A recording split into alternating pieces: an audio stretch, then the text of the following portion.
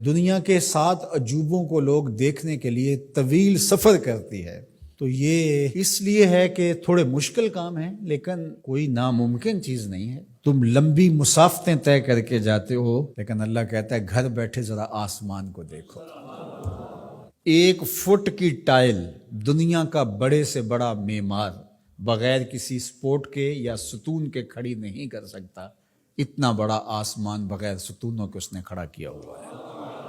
ذرا غور تو کرو، تدبر تو کرو، اور زمین کو دیکھو، زمین کیسے ہموار کر دی گئی۔ اللہ اکبر، دیکھنے کو تو مٹی ہے، لیکن اس مٹی کے اندر جب بیج ڈالتے ہیں تو مٹی کا رنگ کیسا ہے، اور جو بیج اگتا ہے وہ کونپل کا رنگ سبز ہوتا ہے۔ پھر اس کے اوپر شاخ، اور شاخ کے ساتھ پتے، پھر پتوں کے ساتھ کلیاں، اور کلیوں کے ساتھ پھر غنچے اور پھول، اور پھر پھل، اور پھل میں بھرا ہوا رس، رس کے اندر مٹھاس، اور اس کے اندر طبی خواص اور توانائی۔ مٹیالی زمین سے اگنے والے پودے کے رنگ میں سرخیاں کہاں سے آ گئیں؟ اس کے پتوں میں سبزی کہاں سے آ گئی؟ زمین کو سیلی ہے، لیکن اس سے نکلنے والے پودے کے اندر رس اور مٹھاس کہاں سے آ گئے؟ تم اپنی مٹی کو دیکھو اور آسمان کو دیکھو، کہیں ایک قدم بھی چل کے نہ جاؤ، تم خدا کو ماننے پہ مجبور ہو جاؤ گے۔ حضرت شیخ فرید الدین عطار کا ایک شعر مجھے یاد آیا، کیا خوبصورت بات کہی۔ سانے کس دی صلاتی می کند، کیسا کاریگر ہے، مٹی سے بادشاہ بنا دیتا ہے۔ یہ جو زبان بول رہی ہے یہ مٹی سے بنی ہوئی ہے، یہ جو آنکھیں دیکھ رہی ہیں یہ مٹی سے بنی ہوئی ہیں، یہ جو کان سن رہے ہیں یہ مٹی سے بنے ہوئے ہیں، یہ دماغ جو سوچ رہے ہیں اور جو صغرے کبرے ترتیب دے رہے ہیں، جو کہا گیا وہ بھی، جو میں کہنا چاہ رہا ہوں وہ بھی یہاں گھوم رہا ہے، یہ دماغ بھی مٹی کا بنا ہوا ہے۔ یہ سیاہ گھنے بال، یہ خوبصورت چہرہ، یہ رنگوں کی سجی ہوئی دنیا، یہ سب کچھ مٹی۔ یہ پھول مٹی سے نکلا، یہ انار مٹی سے نکلا۔ انار کے اندر جو پیکنگ ہے یہ مٹی کی بنی ہوئی ہے، اس کے اندر جو رس رکھا ہوا ہے، بھرا ہوا ہے، وہ بھی مٹی سے پیدا ہوا ہے، اس کے اندر مٹھاس بھی مٹی سے آئی۔ کیسا کاریگر ہے جو مٹی سے کبھی انگور بناتا ہے، کبھی کھجور بناتا ہے، کبھی اسی مٹی سے سبزیاں پیدا کرتا ہے، کبھی اسی مٹی سے پھل پیدا کرتا ہے۔ تو یہ مٹی سے اس نے کیا کچھ بنا دیا۔ اگر آپ دیکھ لیجئے یہ پوری کائنات مٹی سے بنی ہے۔ یہ جو خوبصورت میز آپ کو دکھ رہی ہے یہ کہاں سے نکلی؟ یہ درخت سے آئی نہ، درخت کہاں سے نکلا؟ یہ مٹی سے نکلا۔ یہ لوہا کہاں سے نکلا؟ یہ مٹی سے نکلا۔ یہ ستون کہاں سے آیا؟ مٹی سے۔ یہ قالین کہاں سے آیا؟ یہ جو کپاس اگتی ہے اور یہ کپڑے بنتے ہیں یہ کہاں سے آئے؟ آپ بولیں گے مٹی سے۔ اپنے عضو کو دیکھ لیجئے، یہ سب مٹی سے بنے ہیں۔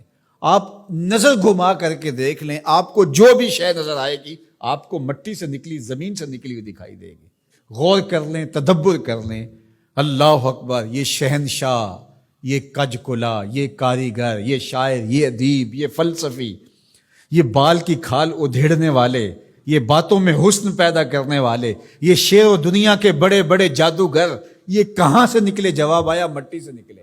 واختلاف اللیل والنہار، دن اور راتوں کا بدلنا۔ اب سورج کی روشنی اتنی ہے کہ ماحول منور ہے، پھر دھیمی دھیمی تاروں کی چھاؤں ہوگی۔ کبھی دن آتا ہے، کبھی رات آتی ہے، کبھی صبح کا سپیدہ نمودار ہوتا ہے، کبھی شام کے دھندلکے ہوتے ہیں، کبھی کالی رات دبیز چادر اوڑے آ جاتی ہے، کبھی چٹا دن ہوتا ہے، کبھی گرم دھوپ ہوتی ہے، کبھی کڑکتی دوپہر ہوتی ہے، کبھی برستی بارش ہوتی ہے، کبھی گھر کے سرمئی بادل آ جاتے ہیں، کبھی کوسے قزا کی رنگینیاں ہوتی ہیں، کبھی دھنک کی شوخیاں ہوتی ہیں، کبھی بادلوں کی اوٹ سے جھانکتا ہوا چاند دکھائی دیتا ہے، کبھی سورج بادلوں کے پیچھے چھپتا نظر آتا ہے، کبھی درد غروب سے زرد لگتا ہے، کبھی سرخ ٹکیا سورج کی دکھائی دیتی ہے، کبھی اتنا روشن کہ دیکھا نہیں جا سکتا۔ چاند کبھی جوان ہوتا ہے، کبھی بدر تمام ہوتا ہے، کبھی کھجور کی خشک ٹہنی کی طرح ہوتا ہے، کبھی اتنا باریک ہوتا ہے کہ لوگ دور سے دیکھ رہے ہوتے ہیں، دکھائی نہیں دیتا۔ کیا رنگ ہیں، کیا جمال ہے، کیا کیفیت ہے۔ والفلک التی تجری فی البحر، اور کشتیاں جو سمندر میں تیر رہی ہیں۔